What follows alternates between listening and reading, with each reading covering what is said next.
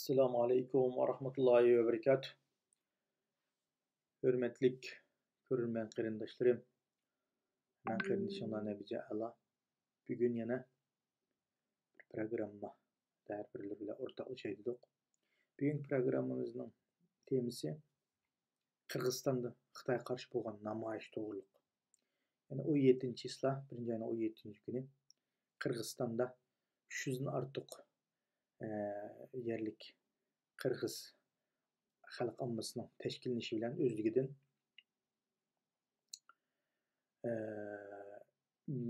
Kırgızstan'ın paytaxtı Bişkek şehrinin Alatau meydanında bir namayiş ilip berildi. Bu namayiş nurgun saqçılarını namayişçilarını tarqaqlaştırış, ulanı tutup avtobuslarga besip tarqaqlaştırış bilen namayiş şundaq şekilde bir ayaqlaşkan boldu. Ama u yerge namayiş çıqqan namayişçilarning talebi bolsa hükümetten birincisi Xitayning Kırgızstandagi kengeyişini her şekilde kengeyişini çekleş, bulapmı Kazak, Kırgız ayalları bilen, kızlar bilen öy uçaqlıq buluşunu çekleş, anından keyin muşu Xitaydan algan qarz pulunu qaytarıp beriş, 200 milyon dollar qarz aldıkken Kırgızstan hükümeti o bir elektrik istansiyasını qaytadan kurup çıkış üçün işletkenken o istansiyasını qaytadan kurup çıkıp iş kiriştirmeye turup yani öğrülüp düşüp yani okşaş veyran bolup demiş. Demek bu namayişte 20 kişi 20 Kırgız tutulganlığını sözlepti haberlerde. Ama namayişler yana zor miktarda Xitaylarning Kırgızstanda turuşunu yani ikametlik olsun meyle nopusluk engelinde bir iş yoksuzu osiyetle turuşunu çeklemiş. Ulanı eydep çıkırış. Katarlık asaslı Xitayga karşı namayişini kıgan buldu. Bu bir yaxşı başlanış. Tebrikleyimiz Kırgızstandaki şu qarindaşlarımızdan Xitayning özlerine kelip atkan tehditini aldın bilip aldın şekilde tayarlıq kılıp turga çıkışı yani şu Kırgız dövlətidəki şu yaşlarının gücünü arıp qarğılı olmaydı. Çünkü yaşlar şu milletin bir milletin avangardları. Yaşlar kelgüsünü köreleydi. Kelgüsü şularning hayat aslında bulduğun gep. Unda bolgan ekan ular özünün kelgüsü üçün bolsunmu bir yerde Xitayning Kırgızstan dövletiga elip kelip atkan xavfini düşüngenligi. Bulupmu bu Kırgızstanning siyasi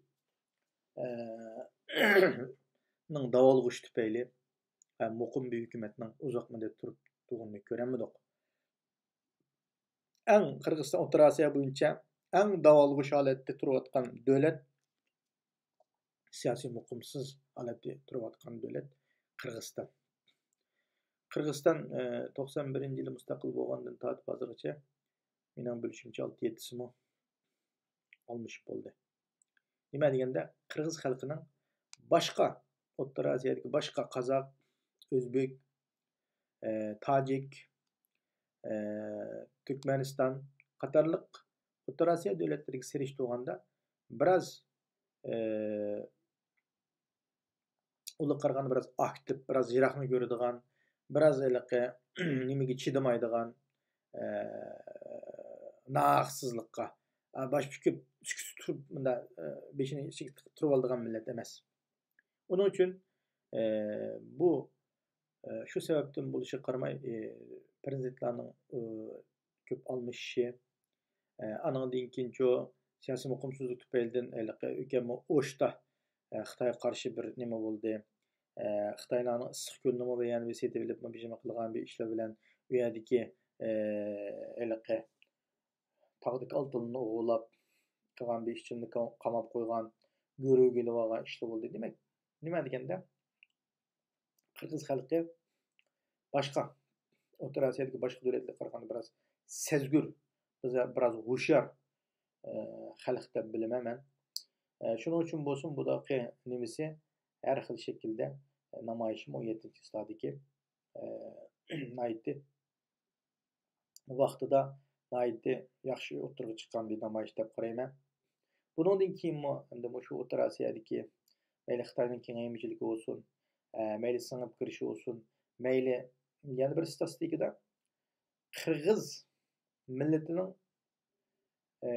mayli er bo'lsin, mayli ayollarning ko'pincha ekanligini, shu Xitoylar bilan uylanganlarning soni 197 ming bo'lganligidek bir statistikani deyilyapti. Xatolashmasam anglamadim. Belki onundan jiq az bo'lishi mumkin, ama qanday olmasin 100 mingdan ortiq degan gap oson emas. Hamda 100 mingdan ortiq bu Xitoyning bu yerda singib kirishi qanday bo'ladi deganda, o'zlari parlamentga yoki bo'lmasa siyosiy huquq changini ololmaydi, ammo ularning farzandlari deganda farzandlari Qirg'iziston fuqarosi bo'ladi. Unda bo'lganki u qanday bo'ladi deganda, uni tarbiyalash har xil shaklda destaklash orqali bu nimaga kira oladi. Hatto Qirg'izistonda aytilgan Xitoyning mablag' solib ochgan shu nimasidimi? Xitoylar ochgan maktabidimi? Maxsus Qirg'iz Xitoy nimasidagi fuqarosidagi bolalar o'qiydi ekan u maktabda, ammo yerlik Qirg'izning bolalari u yerga kirolmaydi ekan. Ota-onasi Xitoy bo'lmagan bolalar u yerga kirolmaydi ekan. Chuqum birsi Xitoy bo'lganning bolasi shu maktabga kirib o'qiy oladi ekan. Demak, nima deganda u maktab nima deb tarbiyalanadi deganda bolani shu yerda yerlik qilib, shu yerning cho'p asos huquqini changaliga kirgizish uchun tarbiyalanib chiqadi. İnsanlar bo'ladi. Anandaki nima degan u o'zining Xitoy ekanligida Xitoy ya'ni e'tirof qilgan va Xitoyga sodiq bo'lgan bir turkum insonlar tarbiyalangan bo'ladi. Xitoy hukumatiga. Unda bo'lgandan keyin bu yerdagi keyin nima bo'ldi deganda, Qirg'izistondagi kelgusida 10-20 yildan keyin kelgusidagi Qirg'iz xalqining manfaati Xitoyning changaliga tushib ketadi. Shuning uchun bu masalada Qirg'iz xalqining nayt hoşyarligini tegmi o'stirib, yer boyligi, mayli u yerdagi sayohatchilik bo'lsin, mayli boshqa yerdagi o'zininkini o'ziga yetkazish va o'zininkini o'zi foydalanish muhiti nayt yaxshi. Qirg'iz xalqi biroz hoşyar bo'lib, tijorat sohasiga biroz nima qilsa, mablag' solinsa, bir turkum insonlarni o'qitib tarbiyalasa, inshaalloh Qirg'iz xalqi o'zining davlatini o'zi shunday guldek ketadigan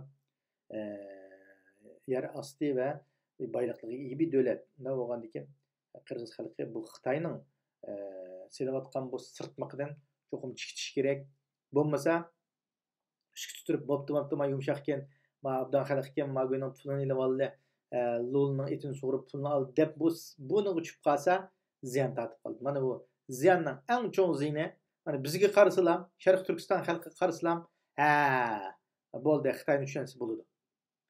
Sharq Turkiston xalqimi 70 yilning oldida qanday ota-onalarimiz deydigan voy mushlar bugunning oldida malikaz meni superpirtdi. Superpirtdi adam deb nom bersak yemaydi. Suv olsa ichdi, bo'lmasa nayt o'zi superpirtib ketdi. Dehqonning yerlarini bikaga o'rab berdi. O'misini o'rib yetib nima qilib bunda bika kuchli bo'lsa bugun ishlatmaydi nima qiladi degan tiqbigan nima bo'ldik. Vatanimizni tartqizib qo'ydik. Shu qo'rqishimliqqa voy deb do'ng'ib ishlab bersa, bu do'ng'ilganga o'xshaydi deb qoldik, ammo keyin qanday oldi? Bizning vatanimizni o'ylab olmaydi-ku. Ota-onalarimiz xalqimizni so'yab yotdi, hozir. So'yab. Qiynab, har xil qiyin qisaqilda tasavvur qilsiz qiyin qisaqilda o'tiradi ya xalqimizda. Shuning uchun bizden ibret olsun. Mayli Türkiye milletleri olsun, mayli Türkiye olsun, mayli bütün dünya xalqi Uyg'ur xalqidan ibret olsun. Xitoyni to'sab turadigan, Xitoyning dunyoga kengayishining oldini oladigan birdan bir to'sab Uyg'ur millati, Sharq Turkiston, jo'grafiyalik o'rin jihatda. Sharq Turkiston. Aşağıda mana biz shular tig'mi turib şu çigrani büsüp ötküzmey, şın anın materpe geçiyor. Ötküzmey, aşın şadı mehkem turup, boz asad için sipilterek vücum kılıp, agünayı içigirek sürüp texime kavap bizço. Mandaq tutup turalsak, magül yavaş yumuşak aşağıda çıkmayıp, ipkini yiş başladı oturdu. Bulmasa, bizim yep tep kendi yıldık otur Asya bu ma Türkiye otur şarkı degen yeplam Avrupa'ga bir bütün tıkıp oldu yani bir bütün tıkıdı şuna öyle bu Avrupa'dakiler Allah bu Xitayning yumşak siyasetini bilinmeye kaptık dep tetqiqat yurtini kurup boğuça bulumu asman atası yollar. Şunun için bütün dünya halkıga şunu deyimiz ki Xitay bir yumşak güç. Yumşak şekilde arkalık hükümranlıkka, hakimlikka yani munqarız kılımı deydiğen büyük güç. Meyle alımlarımız degендek meyle iqtisadi cihetten tecavüz olsun. Meyle ademi güç arkalık, adam ötkeş arkalık. Mesela Şivsiyanın özünde 50 bin Xitay var deydi. Yerleşip boğan, nüfus gelinip boğan 50 bin Xitay var. Bir yerde köçmen bulup gelip yüzünü derdini kılıp 5 yıl başta öylese nimege aladı vatandaşlıkka iltimas kısa. Aladı. Bunda Xitay'ın gördük göçmenler idaresi ayna işlep 5 yıl hükümetten işim almay, eğer sanmay, ilgilik baş dölep, anan dikin 5 yıl toşkan dikin iltimasınızı aladı. Mesela şekilde Xitay nurun biz bilgimiz var, neticini aldı ki nemedik statistikide görüşümce. Hazır neticelik bulap kaçak kilip kancılık şekilde sınıp köp gitti onu bilmeyimiz hem. Demek nime degende Xitay meyli Avrupa olsun, meyli dünyanın her qaysı yerleri olsun, meyli Türkiye olsun, nurgun Xitaylarına çıkarıp atdı. Yani bu yıl Türkiye'ye geldiğin sayahatçının 3 milyon değillik Xitay sayahatçı. 3 milyondan kancılık ilerleydi. Bu yıl Xitay'nın iqtisadi çüp ketken, iqtisadi veyran bulavatkan bu mezgilde Xitay yana tamaşa kılanmamdı. Bu bir mesele. Qandaq olmuşsun Türkiye'ye bir pütüde sanıp kirişini başladı da Türkiye halkıma, Türkiye hükümetine uyuşar olsa gayet yaxşı dep oylaymiz. Allah bizge körsətken, bizge kelgen külle başka qarindaşlarımızın beşiği kim bilsin? Başka qarindaşlarımız bizden ibret alsın. Meyli Kazak, meyli Kırgız, meyli Özbek, meyli Tatar, meyli şu bütün dünyadaki halklar Xitayning muşlar ziyankeşliğinden saklansın. İbretni Uyghur milletinden Şarkı Türkistan halkından alsın. Bizden köygen günümüz başka milletler köymüsün. Biz görevli ütep getirdi bu günlerine. İnşallah Allah'ın izni bilen yani Allah bizim müşküllüğün bir kadimimiz sabit, imanımız müstekem halda Xitayning üstüne galip gelgen nasip olsun deyme qarindaşlarım. Şunun için bugün hem de şu Kırgızstandaki namayişini çörügen asasda her birleri bilen yüzümüzün göz karşısına ortaklaşkan bulduk.